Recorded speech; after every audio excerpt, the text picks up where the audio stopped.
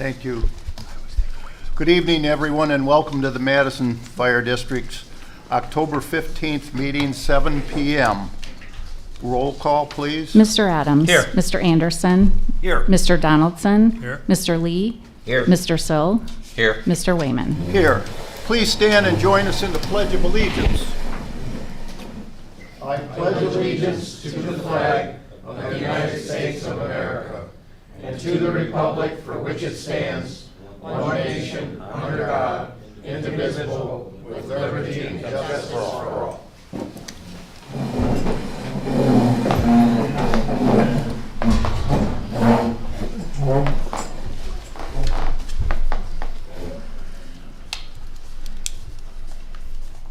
Okay, we have minutes from the September 17th, 2025 regular session. And we'll do these separately, I think. I would accept a motion to accept the minutes. Yeah, as that read. motion. Is there a second? Thank you. Any discussion on those minutes?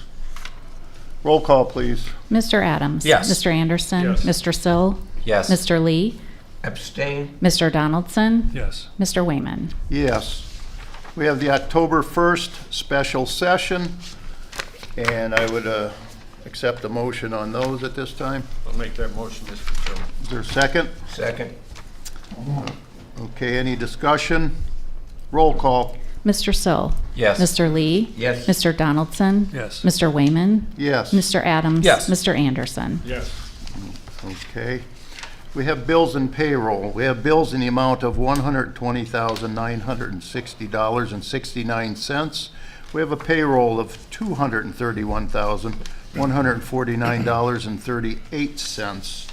That totals out to $352,110.07. Do I hear a motion on the bills and payroll? Yeah, that motion. Is there a second? I'll second that, Mr. Chairman. Discussion on the bills and payroll. Okay, you see the Sedgwick was for the BWC TPA administrative fee, which is annual, which is $2,431. It's out of the ordinary. We had Lake County Central Communications, which is the semi-annual court dispatching, which was $66,557.04. Is another item out of the ordinary. Thank you. Any other discussion? Roll call, please. Mr. Anderson. Yes. Mr. Sill. Yes. Mr. Lee. Yes. Mr. Donaldson. Yes. Mr. Wayman. Yes. Mr. Adams. Yes. Okay, at this time, we'll have our September 2025 financial report. Joanne? Okay, we started September with $8,516,974.87. Our month-to-date revenue was $118,798.64. Our year-to-date revenue is $4,867,005.29. Again, our month-to-date expenditures is $352,110.07. Our year-to-date expenditures is $2,998,468.12. Our ending balance is $8,283,663.44. We have encumbered right now $779,105.08. Of that, $284,865 is for the new squad that's on order. So if we paid every bill, our unencumbered balance is $7,504,557.64. Thank you. Any questions for Joanne this evening?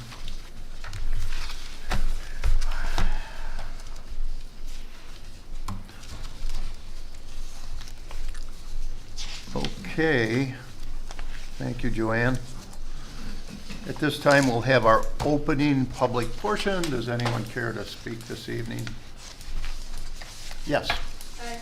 And give your name and address for the record, please. I'm Erin Bennett. I live in King. Oh, guys, these things. I know. I live in Kingsville, Ohio, but I've been an employee here for a little over 10 years, and I came here tonight to read a statement, mostly in response to last month's meeting. It's pretty short. Anyone that knows me knows that two of my least favorite things are public speaking and the spotlight, but unfortunately, sometimes you have to do hard things. And I'll be damned before I have my mom read a statement for me. So I've come here tonight in response to statements that were made at last month's board meeting. Over the past year, including last month, have been many statements and accusations directed at me by both members of this organization and their families. Sadly, at this point, I'm not at liberty to go into detail regarding each and every statement and allegation that was made. I simply want to remind everyone that the facts already have and will continue to 100% vindicate my name and reputation. However, one example of these non-factual statements, especially for my local 3141 friends and coworkers, is that a member of our union was the local 3141 BWC representative. I'm not aware of our local ever having anyone with such a designation, nor have we ever had such a discussion regarding any BWC claims management in the union environment. Because if we had, I'm certain that my entire situation would have been handled differently. But what we do know, based on information given at previous meetings, is that the Madison Fire District did in fact have a member of the department designated as their authorized BWC representative. This is one small example of how the information that many of you hear and have heard is being manipulated to protect the interests of others at my expense. When all facts can be revealed, I'm 100% confident that my entire situation, from the day I was injured on 9/11/2023 to date, will demonstrate that I followed every single direction given to me by my employer. I've overcome each obstacle thrown at me and have been validated in every action taken, whether it was the 2 grievances that I was forced to file to protect myself, the BWC fraud investigation, as well as the Ohio Industrial Commission hearings. In each process, the body overseeing found that I did nothing wrong. In closing, I once again ask all of you, board members, friends, and coworkers, to please put yourself in my place for a minute. Throughout this 2-year ordeal, I've done exactly as I was instructed to do by my employer or their representative, and I've done nothing outside of that. But despite that, I'm here today defending myself for something that I didn't choose to be a part of. I was simply injured while doing my job, something that, statistically speaking, will happen at least once to most of us in this career. Everyone has a pushback point, and shame on me for allowing my employer to find mine. Tonight, I'm standing up for myself. And on that note, I just want to thank everybody that came out tonight to... Thank you for Thank your you. comments this evening. Thanks. Yep. You can have your mic back, boy. Oh, gosh. Would anyone else care to address the board this evening?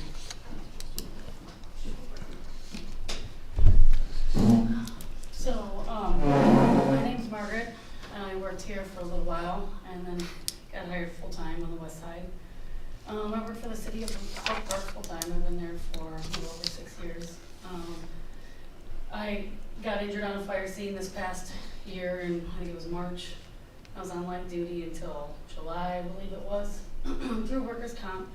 So I figured I would just maybe kind of talk about my experience of workers' comp at Oak Park. I got hurt on a fire scene, and I didn't even realize it at first. Went back to the station, we cleaned up, and it woke me up a few times in the night because it hurt. So in the morning I had to go teach at Southwest, and I stopped back by the station to get my glasses, and both the captain that were on shift that day and the lieutenant both urged me to go get it checked out before the workers' comp time expired, and they gave me the paperwork, and off I went. I thought it was kind of silly for the little bit of pain it was, but I was glad I did because I ended up being on light duty for quite some time I ended up having a cast on my wrist and over on my arm and all that good stuff. So I'm glad I went. I just wanted to explain kind of like the process that I experienced through Work Park. I didn't need any union representation. I went to the doctor, I got an ortho, followed their steps. As far as work was concerned, nothing changed for me for my work other than I was on light duty, I was still on 24s, and I didn't work weekends. Monday through Friday, so I could do the administrative stuff. And then at night, on any big scenes, fires, did accountability, that kind of thing, helped out where I could. Brook Park's a smaller city department like Madison. We have a very similar run volume. At that time, there actually happened to be, I think, at one time for just about a week, the overlap, there was 5 of us on light duty at one time. So you can imagine the overtime, right? It was overtime. But being with all the administrative stuff that gets kind of pushed aside, we were busy that whole time, right? So then, my last appointment with the ortho that I had before returning to full duty it wasn't healed yet, but she said, go out and see what you can do. Surgery might not fix it, you might as well go see what happens. So the clinic stays open, I'm back to regular duty, and it's been, luckily for me, it's been still continuing on the right path of healing. But I just wanted to kind of explain, the way my experience with work is kind of, it was easy, nothing changed, other than light duty kind of drove me crazy, but, it was really no change, no one gave me a hard time. It was simple. I needed to know, like I said, I needed to know union representation thing, and once I was cleared, I was back to regular life again. So that's it. That's all I kind of want to speak on. Thank you. Thank you. Thank you, Margaret. Your last name, ma'am? Malka, L-A-L-K. Thank you. Would anyone else care to address the board at this time? Okay. We'll move now to legal counsel. Stacy Dame. Mr. Chairman, members of the board, former members of the board who aren't here, I just wanted to take a minute to say thank you for the opportunity to serve as your legal counsel the last 10 years.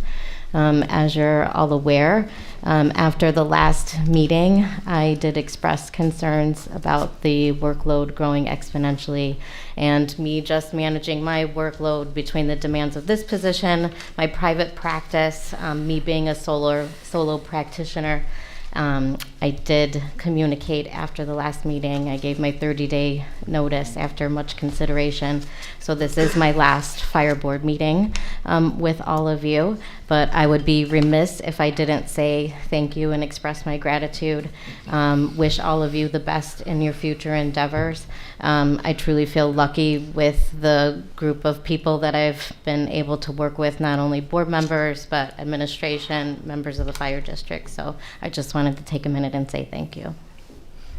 Well, Stacy, we'd like to thank you for your commitment to the fire district for those 10+ years, and you've always carried yourself in a very professional manner.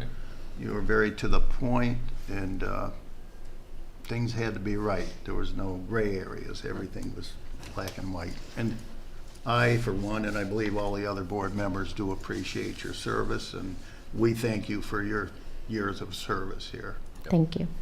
I do appreciate very much what you've done for the community, the fire department, everyone. Thank you. Thank you. Okay, do you have any kind of a report tonight, or that was it? That was it. Okay. I did my work like I usually do, and we'll get to that later on the agenda. All righty, thank you. Okay, we, under old business, we have the Lake County Sheriff's Central Dispatch contract renewal still hanging out there. I don't know if the board wants to move on this at this time. Have any thoughts? I don't think we have much of a choice No, I at this don't. point in time. I think after we renew this, I think, we talked to the chief, and I think I'm hoping there's some other options here in the future that we can look at. I agree. So for right now, I think we're gonna have to just move on this. I kind of agree with you, Mr. Adams. I do also. I know the last time I voted no to find out if there's any way we can Right. save money for the fire district and everything else. And they don't want to bend, so, I mean, we have no choice at this. We can always change down the road in a year later or whatever. Unfortunately, they're the only act in town. Correct. That makes it tough. Yep. And I mean, if you want, we can make a motion to, I'll make the motion. I'll second it. I would just chime in quickly. We Yes. did reject when we voted on resolution 25-019. Right. So I would suggest that we number the one that is currently being moved and seconded as 25-020, which would make a later resolution on the agenda 21. But I think sequentially we should do that just to keep things straight. Okay. Okay, so then I'll pull back my my motion, and I'll change it to a motion to approve resolution number 25-020. I'll second that motion. Okay. Any further discussion? Roll call, please. Mr. Lee, Yes. Mr. Donaldson. Yes. Mr. Wayman. Yes. Mr. Adams. Yes. Mr. Anderson. Yes. Mr. Sill. Yes.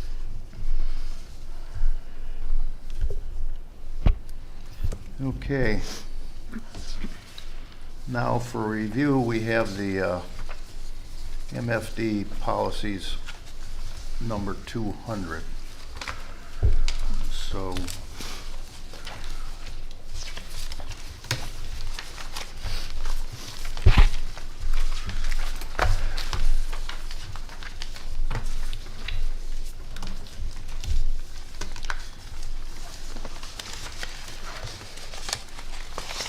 did everyone have a chance to review these yet? Yeah. Yes. Okay. Yeah.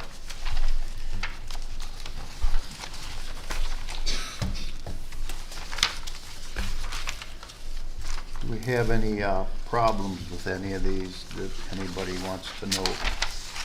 I just had one comment, 200.5, about directives and orders. Members shall comply with lawful directives. Should that say verbal and written, or oral and written, or is an order and it doesn't matter? I mean, do we relay them in both fashions here? Do you give written orders, or are most of them verbal, or? They can be in an email or a verbal order. Yeah, so I mean, it references later on in that section, written or verbal, so And that- just to be clear, Okay. it should probably indicate that there as well. I think my only one was that 200.3, the unity of command. At that last sentence where it says any supervisor may temporarily direct a subordinate above their supervisor where specifically delegated, or if an operational need exists. I would think that we might want something like less specified, or something, Yeah. something else that's in there, you know, because there might be something else That just comes up in that comes up. situation. Exactly. That may supersede that, you know, Correct. that right there. Paragraph. Right here. Point 3. Yeah. Yeah.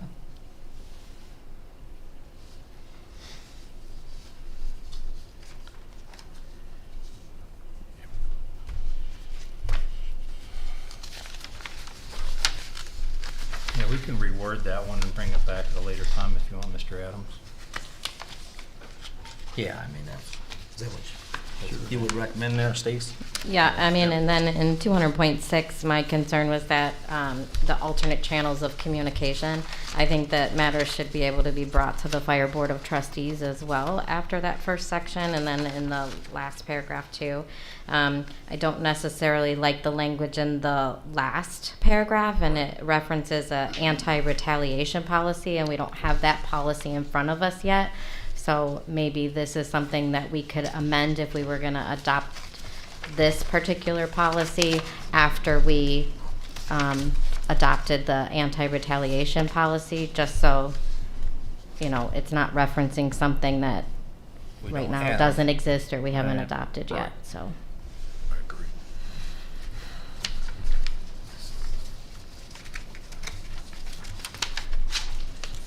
Well, are we perhaps just editing all of these as we go through these, and we'll Correct. approve them all later at That's one what we time later in the discussed, year? right, that's what we discussed at the last meeting, just giving the board an opportunity to kind of comment on anything that they saw, or that maybe they had revisions or modifications suggested.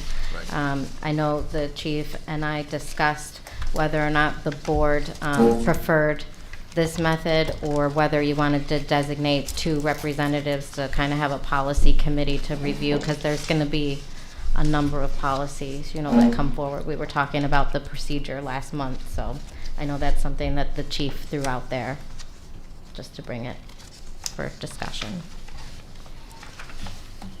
Yeah, there's roughly 170 of these, so it's gonna take a minute yeah. to get through them, so that was my But at least My we're advice. we're taking the steps though, to Yeah, do this, right, where right. this hasn't been done in Correct. how many years, ever. This is So, a new endeavor. so I for think sure. this is, we're making, steps here. So, I mean, yeah, we need to get them done as soon as possible, but they should have been done. So, Perhaps two of us should have be on the committee, and as the chief suggested, and that might simplify things a little bit.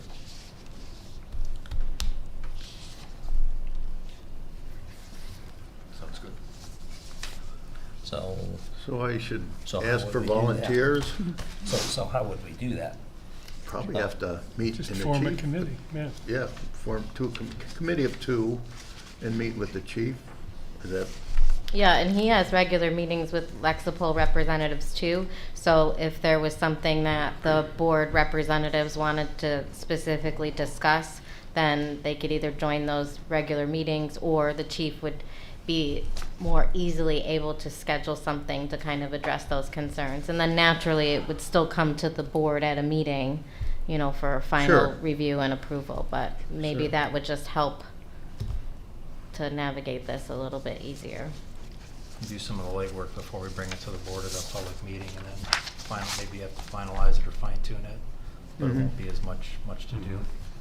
Well, you could probably just copy the board on them once the committee's been through it, and we don't have to sit in this meeting and Correct. go through it. Yeah. is anybody interested in sitting on that committee? Yes, I will. Mr. Adams? I'll be one. Matt, you? Tom? I could if it would be evening meetings instead of daytime. What'd you say, Dan? I could, but I would really, if it's gonna be evening meetings Okay, instead of daytime Jay. meetings. I'll sit with you. Okay. But I've got a question of legal. Mm-hmm. If, two of us, no problem regarding sunshine law. Correct. If a third member of the board wanted to sit down and just, talk about or offer a comment, what is that?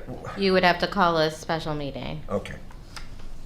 So I would think with the two, though, we're gonna let everybody else know. Oh, yeah. So we'll be yeah, going over sure. to the chief, and that way if they see anything, they Right, can well, contact us. but I just wanted to It'll be make taken care sure of. everybody understood that you just can't, if we meet, let's say, every Tuesday, someone just couldn't drop in No.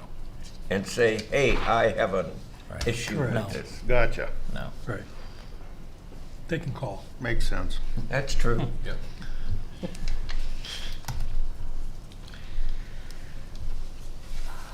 You can always get any specific concerns to the chief or your legal counsel, and they would be happy to forward it to the committee. Right. Thank you. Mm-hmm.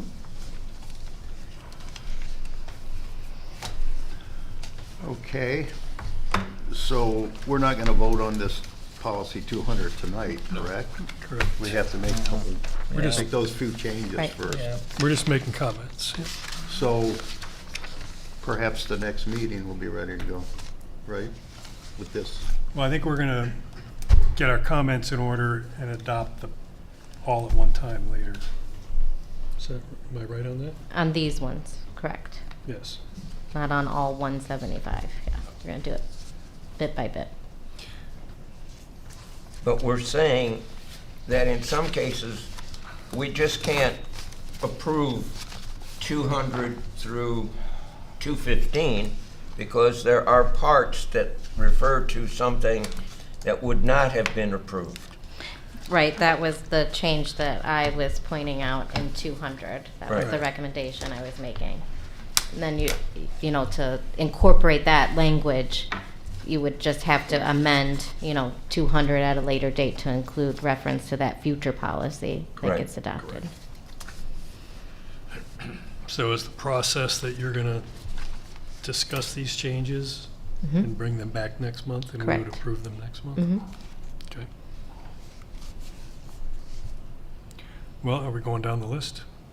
Hmm? Are we going down the list? Kind of what I thought. Which one's next? Should be 201, huh? Yeah. 201. Okay.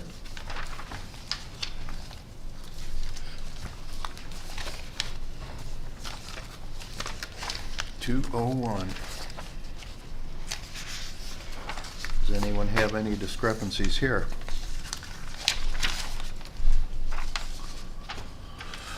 I do not.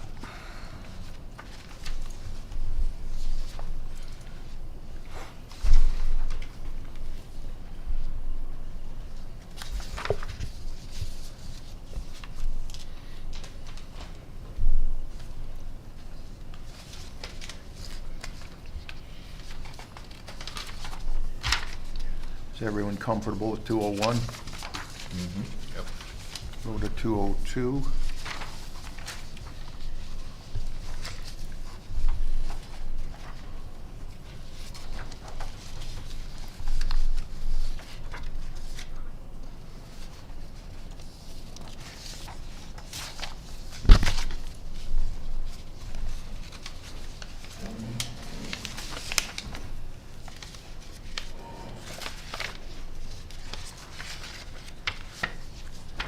Question. Sure. Okay, the 202.4 refers to the training plan will be developed and maintained by the training officer. And 202.5 says the training officer will conduct an annual training needs assessment. Chief, do we have a training officer? We do. I designated one of the lieutenants, Lieutenant Brush. Okay, do we have needs assessments for every employee? Not every employee, we do it as an organization, so we meet usually at the end of the year, beginning of the following year. And then Okay. we'll come up with needs for the department as a whole, and then we'll develop drills and assign instructors to those drills. And then add any additional outside resources as we go through the year, anything that pops in. So we have kind of a hybrid, a living, breathing spreadsheet that has all the scheduled drills out for the year that get added to the calendar for all the officers to follow. Okay, thank you. You're welcome.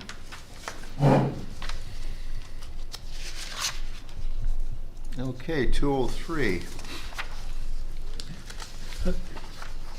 Yes, sir. Chairman, I just had a question about the risk manager. It says in here the fire chief should designate a risk manager. Before I saw that, I thought, oh, the first thing in here should designate the fire chief as the risk manager. But I'm wondering if that's not our legal department, or who would be our risk manager in a situation like this? I think this is just the person who's going to handle all that type of correspondence that's going to come into the district regarding a particular situation, regardless of what type of claim it is. I mean, that was one of my comments on the policy, is that the risk manager should promptly notify the district fiscal officer and legal counsel, in the event that any claims are raised, just so that we can give the proper notification necessary to any insurance companies or take any steps we feel are necessary to be proactive. So I do think that has to be referenced in the policy. But I think the risk manager is more someone on site who would just be delegated with that responsibility of Okay. making sure that Maybe 2033 should just say the fire chief or their assigned designate. Mhm. Designate. Yeah.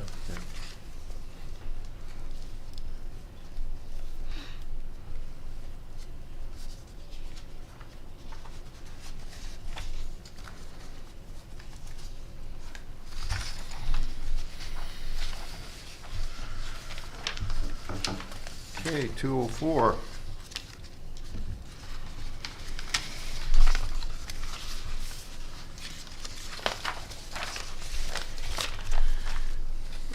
I had a couple comments. 204.3, privacy expectation. This is mostly related to, it looks like anyway, district-owned equipment. Should there also be something in there that there's no expectation of privacy if you're using your own personal cell phone to do district business, such as call-offs and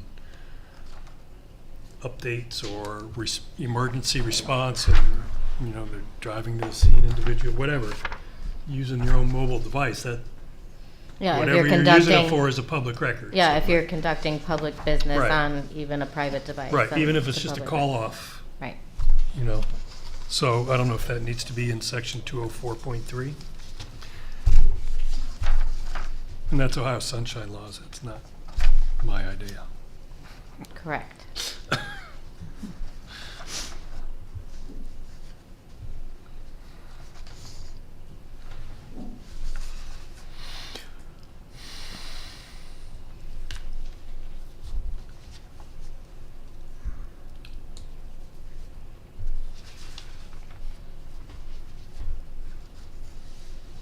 So maybe electronic mail and text or other digital communication. Mhm.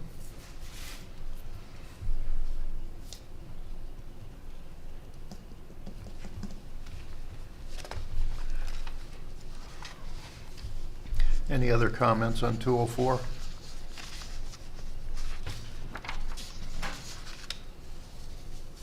I'd say just under that 204.4, just that second paragraph where it talks about may result in the discipline or whatever. Probably should be, you know, discipline and or termination for violations of such that it has in there.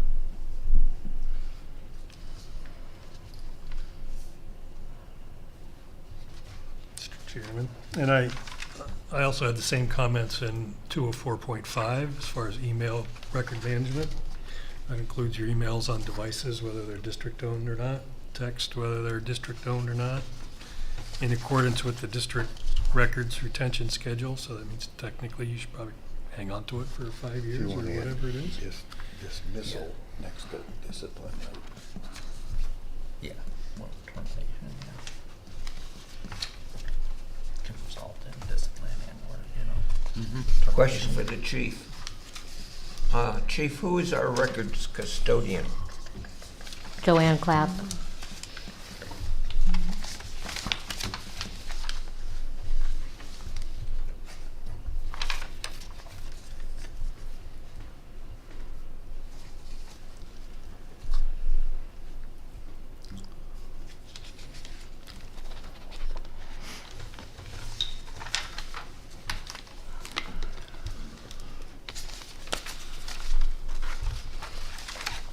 Okay, 205.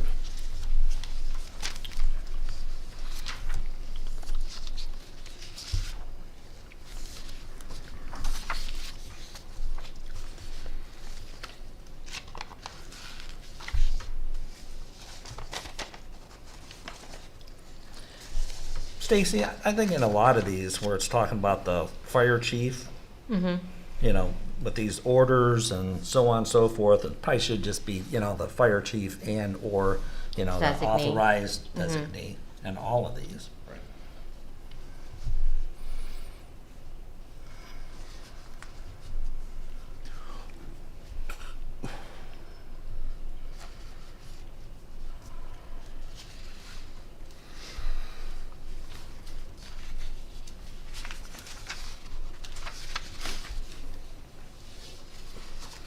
Does section 205 include email communications? Are we requiring district,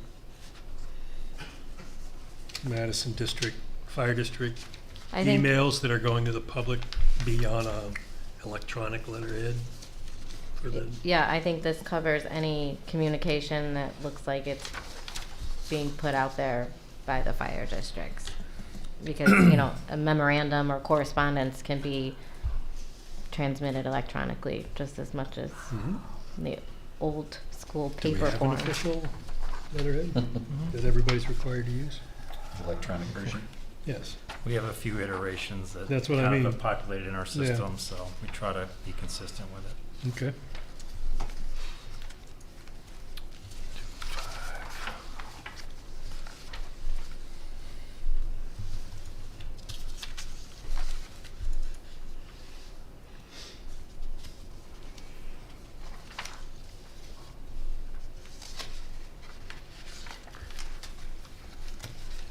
So is this internal as well? It says to ensure that all official administrative communications. Is this internal emails as well, or is it just I think that part, communications that are going to be leaving the district?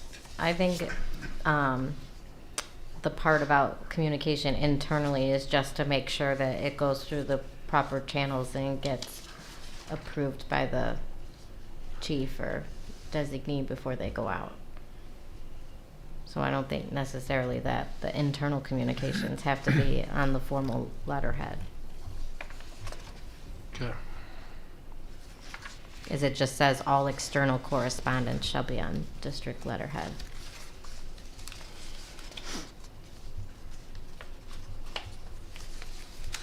But I think if it is, you know, like a policy directive or a procedure directive, I think the purpose of this policy is just to make sure that, you know, a member of the fire service just can't go and author something without having it approved.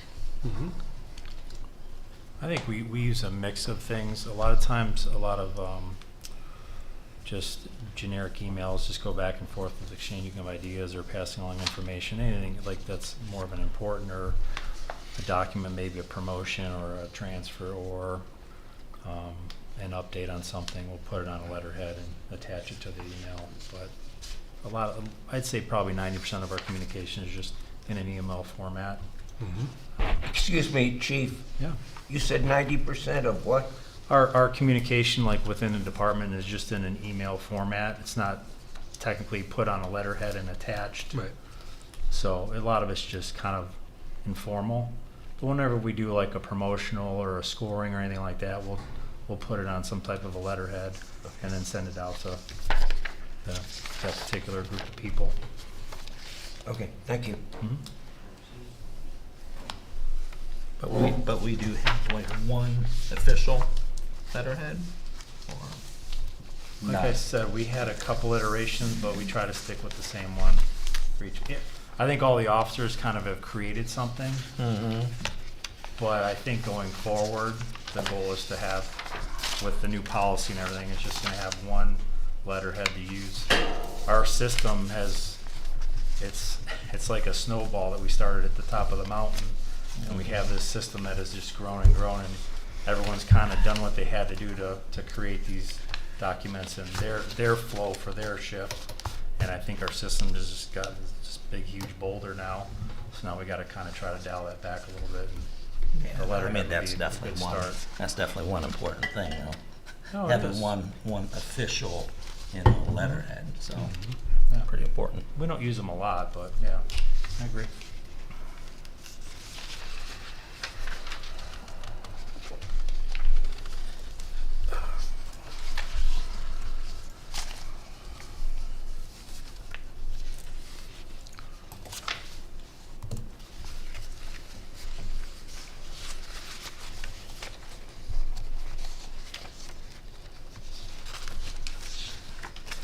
Which one, Leon?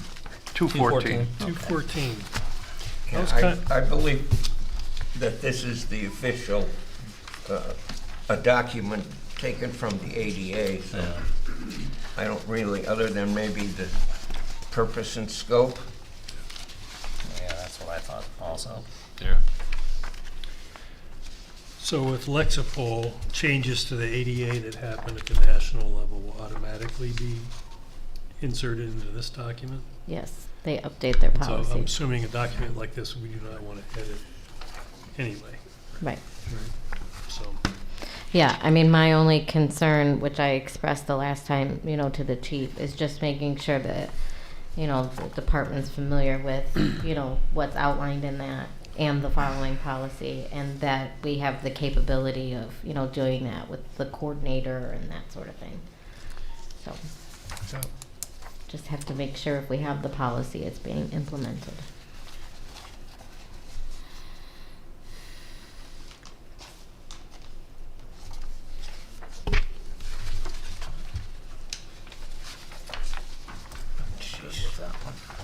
So 215, limited English proficiency services. Chief? Chief, Yeah. do we have an LAP coordinator? For the language, Right. No, we do not. Okay. And this one is required, similar to the ADA, or is this a recommendation from Lexipol? I mean, there's a reference to the federal, you know, the United States Code at the top of there, so Yes. I would assume it being Lexipol. I do think, you know, it's a little overkill. I asked the chief if, you know, we can maybe simplify it a little bit, because I don't know how many situations we'll have. We're probably not gonna have one, you know, someone on service, but at least if we have a resource to know who we can reach out to if we do need limited English proficiency services, then at least we'll know how to do it and coordinate. But I mean, my suggestion would be that we talk to Lexipol and try and scale this one back a little bit, because Yeah. it requires a lot, and maybe it's meant for, you know, either a bigger department or an instance where maybe you're gonna come into, and I think we probably will have instances where we run into this issue. But at least if we had resources available and knew who to reach out to for translation and other language services, then that'd probably be a good first step. But I would talk to them to see if we couldn't scale it back a little bit for our purposes. Well, and I'm having trouble understanding the role of this. Is this for a potential employee? Is this for interacting with the public? Both. You know, during an emergency, you're gonna do whatever you need Someone to do who to comes communicate. into, yeah, someone who comes into the So district, it's someone not gonna that we be our encounter. authorized designee or our qualified member. If somebody can speak boot to knees and they're there, you're gonna Right. communicate with them. you know. Right. So, But that's what I said, in this policy, making sure that they're qualified and having, and yeah. I don't know that we're always gonna have that. Yeah, it's a little restricted, a Yeah. little unrealistic. Right, it'd be different, well, you know, maybe if through the Police Chiefs Association, they hire, you know, and then you have to decide which bilingual, Right, what, you know, languages you want. But, you know, if we're gonna have a Latino community here, and maybe the Fire Chiefs Association can reach out to Ola and have a right. liaison there that can help with publications or during fire inspections or whatever, but not necessarily, you know. But during an actual emergency, there's no way to prepare for that. Right, Except for to reach out to a service, you might have someone on call, you know, like a translation service, yeah. You can reach out to our medical direction too to see what availability they have at the hospital. If that's something, if we called on the radio or called on a cell phone, if that's a resource that's available as well. yeah, bilingual officers. Well, some, but I mean, our policy is very similar. Our policy is similar to this, but exigent circumstances, I mean, it supersede this. Mhm. So ours reads basically like this also, but everybody, you know, you will have in here exigent circumstances, then you do what you have to do. So it usually clears it all up at the end on something like this normally. So that way it covers everybody. You see somebody and, you know, they speak Spanish, but you go to people in northern Mexico, they speak, their dialect is totally different than southern Mexico. You know, some of them can't even understand each other, but still, under emergency circumstances, you do what you have to do. And I think even with the policy, it, you know, you understand it. We've had to do that many of times, so, you know, it's not like we got dinged on this policy like that. You do what you have to do, and we'll worry about this later. So, Okay.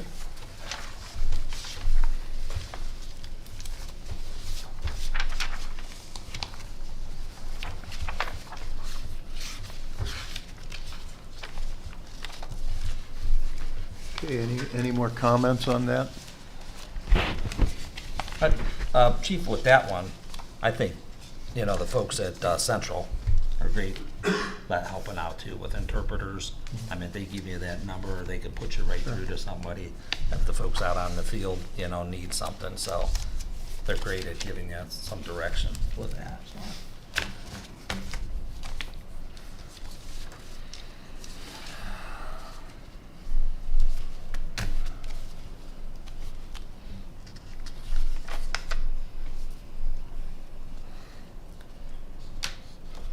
Good, Mr. Chairman. Okay. We can move on then. We have new business.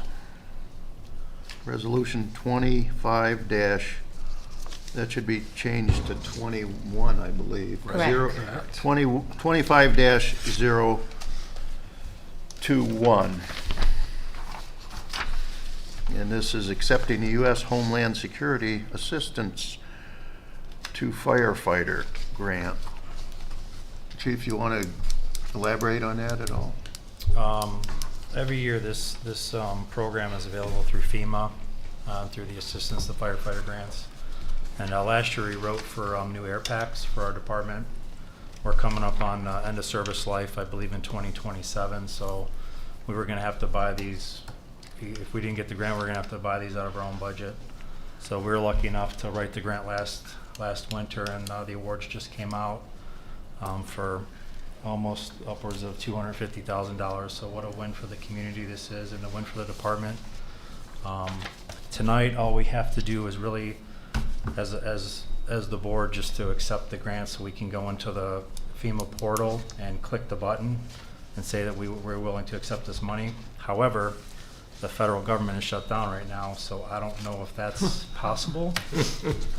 We have 30 days to accept this. I think the letter was dated as 9/23. I imagine that there'll be some grace in there once everything gets up and running again. So I would advise or appreciate if the board would approve this tonight, so we can move forward with ascertaining some new air packs for next year. Okay, I'll accept the motion on So resolution move. 25-021. Mr. Chairman, just to be clear, it's not only accepting the grant funds, but it's also authorizing contribution of Madison Fire District funds of 10% of the federal award. So Right. that would be an additional kick-in from the fire district of $22,552.28. I just wanted Right. that to be clear. Thank you. Okay, Bob, you made the motion, Yes. and Max seconded it. second. Any further discussion? Roll call, please. Mr. Wayman. Yes. Mr. Adams. Yes. Mr. Anderson. Yes. Mr. Sill. Yes. Mr. Lee. Yes. Mr. Donaldson. Yes. Okay, we move down to MMO 2026 Healthcare Renewal, discussion and review. I sent this out to the board, was it last week? All the renewals are starting to come in right now. The staff completed their Form Fire along with myself.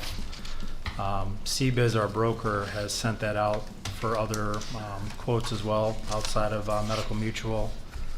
Came back, I don't have the number in front of me, but I believe it was low single digits, 2.89 renewal. 2.89. The HSA went up a little bit, so at this point, we're waiting on a few more quotes, but I would recommend that the board and union start to set up a meeting to sit down and discuss, as we do every year, and to go over the numbers and see what'll work for both sides before the end of the year. Yep. The dental was, I believe, 8%, and the vision was no increase. So dental was up. It was 12% initially. They asked for a rate relief. They came back with 8%, which I thought was fair. So we'll see where that goes. But yeah, as of right now, we're looking like a low budget number. I think last year was in the double digits. So whatever we're doing, keep it up. Yeah, 2.89 isn't bad No. Yeah. No. in this climate.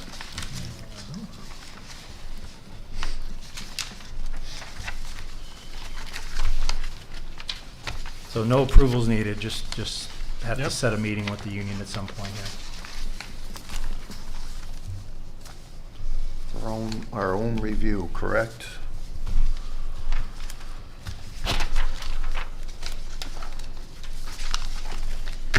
Okay. Dental and vision.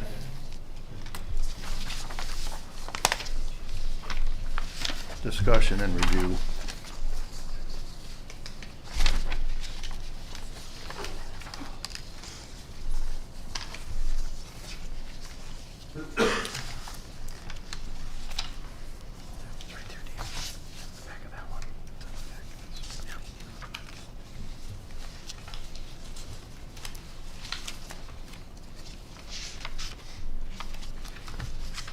So this plan hasn't changed much at all, has it? No, Mr. Chairman, the vision was unchanged, and I believe the dental was an 8% increase proposal. Yeah. Very small compared to the health insurance, but you get what you pay for. Sure. Yep.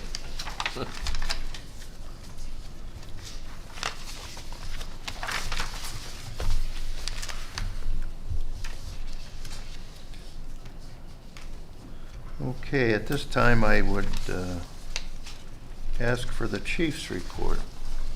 Thank you, Mr. Chairman. For October's report, we have some anniversaries. Firefighter Gabe Anania, who's in attendance here tonight, has 2 years. Firefighter Jamie Burgett has passed through 2 years as well. Firefighter Greg Byers has been here 1 year. And then firefighter Brandon No has had 2 years here as well. Financial overview, we've collected almost all of our tax revenue, 99% of that year to date. EMS funds, we're at 87% of our yearly projection, so we'll go over that again as well. We spent about just under 60% of our budget through September. Staffing overview, it's fluid. We have some overtime for staff out on medical. We did have part-time interviews last week. We made a couple of job offers to two prospects. They're going through the physical process and background check right now. Hopefully they'll help offset some of the openings we have currently. Call volume, we responded to 361 for September, which is about our average. 272 of the EMS variety, 89 of the fire. We're still on pace to do a little bit more than 4,000 calls this year, which will be another record. So it seems like we go up about 100 to 200 each year, which is what we're on pace for this year. Fire inspections are ongoing. They should be in your board folder. Vehicles, we got a lot of activity in that aspect. The chase vehicle 2147, which was hit by a deer a couple months ago, is back in service and running well. The new squad that we made a motion to purchase last year, I believe, is due in Q2 or Q3 of 2026. So that'll be a welcome sign. The one we are replacing or putting in reserve in its place has about 80,000 miles on it already that we got back in 2023. Joanne and I had a little budget meeting today to talk about some more numbers for the year and for next year. Most likely we'll have to put another squad on order in the coming months to replace the one up here that's got about 50,000 miles on it. And that's a little over 2 years old as well. And then the build time is about 2 years still, so got to get them in the pipeline early and often to keep them coming in. Those two smaller ones that we had, those ones are still in? How old are those ones? They're still backup. Pardon? How old are those ones now? Those were 2016, I believe. Yeah, so those are going on Go, 10 years wow. now. Yeah, they're holding up pretty well. Time flies. I take them out occasionally. They run pretty well. Frank's doing a good job. 2123 had its annual PM last week. We've been finishing up some hose testing here, and that's the one that's going out for its warranty work. So we'll have to probably move some money around and reappropriate some stuff either next month or December, Joanne, Yeah. to account for that in the vehicle maintenance. That's $14,338, which is only 50% of the actual bill for the warranty. Captain Sopko's handling that before he went on leave. That's going out, I believe, next Friday for its work, right? The body paint, that's the chassis paint corrosion that we have to cover half. The body paint is covered 100%, and that's $18,601. So that'll all be taken care of over at Frank's Auto Body. Talked about the next ambulance. So 2127, that was the one that was involved in the T-bone accident on Chapel and Haynes. The adjuster came out today. It looks as if the frame was involved. So he's going to get back with us with what's the next move. Unfortunately, the the young lady that Mike or Lieutenant Brush hit, that she pulled out, it was not his fault. Had no insurance. We kind of did the runaround looking for her insurance. Well, eventually we had to file it on our own claim through VFIS. So we're working through that web. So we'll know more about that probably by the end of the week, and then we'll devise a plan from there, whether they're going to trash the truck or they're going to fix it and go on from there. 2133's engine, which is the one up here, the new one, had its annual PM. Our PMs for the year should be about finished up. So all the trucks have been in and out of the countryside and various repairs and service. Buildings, nothing significant to report. Some of the officer recommendations we've had recently. We have a quote coming in from Pikes for brush guards on our chase vehicles and ambulances with the deer strikes and then with the T-bone. I think going forward it's going to be, I know I've talked about it before, but the last couple months of these two that we've had, it might not completely save the vehicle, but it'll definitely keep it in service, especially the ambulances, because when those go out, it really hurts the staff and the responses. SCBA's, thank you for approving that. We'll work on a selection over the next several months and work through that process once the Fed opens back up. And then some other things, training updates for October. We had a hazmat refresher. We toured Lake County Rod and Gun Club. We're gonna make sure the crews get out there and look through that vast property out there. We're working with the maintenance guy over there to change out some of the keys and codes and everything. Form fire was complete as mentioned. VFIS accident and sickness policy is up for renewal in February. I did talk to our rep. We went through the questionnaire, updated some numbers, and then he'll come back with a quote, hopefully maybe by the end of the year for review in January. That typically goes from February to February, I believe. So be on the lookout for that soon. I do have some draft cybersecurity policies for the district's review. I'll get with Joanne and put some of that together. I know the auditor's requiring that by next year. I did reach out to CMH, who is our IT provider. They gave me a couple of policies to look at. And then they're also looking at one, the county group, the chiefs and their respective departments. They're all on the same page we are. We all have to come up with something. So I'll bring that to your attention here soon. And then we have lastly but not least, we have a fireworks inspection going on this week and next week at the high school for various activities over there. And Captain Henry's going to handle that. With that being said, that is my chief's report. I'll entertain any questions from the board. Question. Yep. Chief, I noticed that our run volume last month was 3,087, which is 188 more than last year at this time. Right. What are we able to handle this increase, which is I do not see any reason why it would fall off, but how are we finding having to handle an increase month after month after month with the existing vehicles and staff that you have? Well, we keep a close eye on it, Mr. Lee. I think at some point we're going to have to start to discuss modifications to staffing. We did add the 12-hour additional block down to Station 2 earlier this year, which I believe has helped.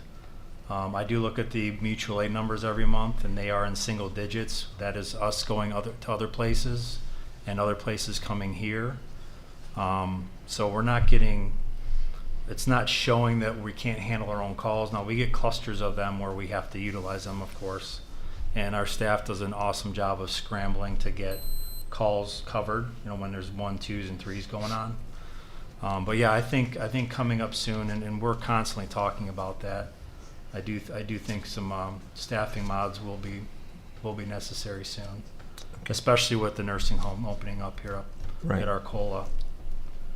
That could add anywhere from 100 to 300 calls, I'm assuming, depending on what kind of patients are in there. Okay, thank you, Chief. You're welcome. Mr. Lee, a follow-up from the chief's thing, we did have the discussion about adding more staff today on that, and also we had discussion about for 2026 budget. We're going to wait till December to present the 2026 budget because of the union negotiations, so normally we pass that in November, but unfortunately we have to wait till Well, then.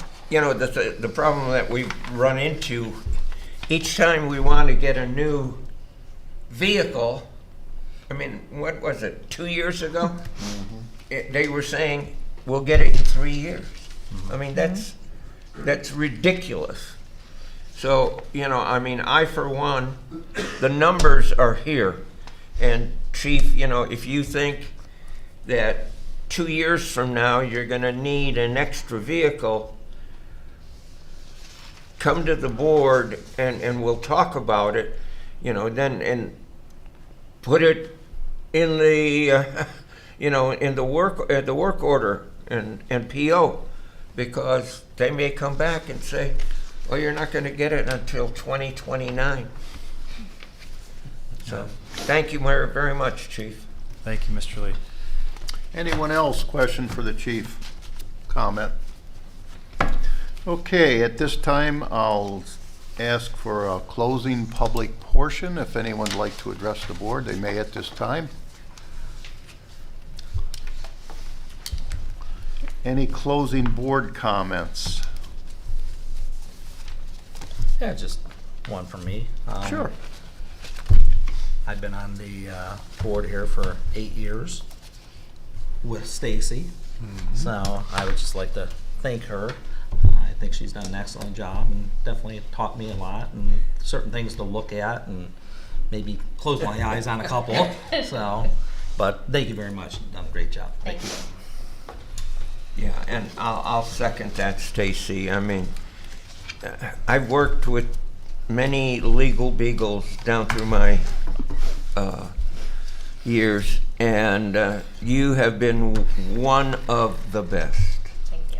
And you never seem to get upset with questions or issues, or at least you didn't show it. I'm not going to say you didn't get upset. So we're gonna honestly and truly miss you. Thank you. Absolutely. All true. Ms. Dame, would you help me with an executive session request at this time for one more time? Yes, my understanding, Mr. Chairman, is that you want to entertain a motion to go into executive session to discuss the appointment, employment, dismissal, and compensation of a public employee per ORC 121-22G1. Yes, thank you. Do I hear a motion on that request? You'll have that motion. Is there a second? Second. Okay, roll call, please. Mr. Adams? Yes. Mr. Anderson? Yes. Mr. Donaldson? Yes. Mr. Sill? Yes. Mr. Lee? Yes. Mr. Wayman? Yes. The time is 8:03, and we may have business to discuss it after the session.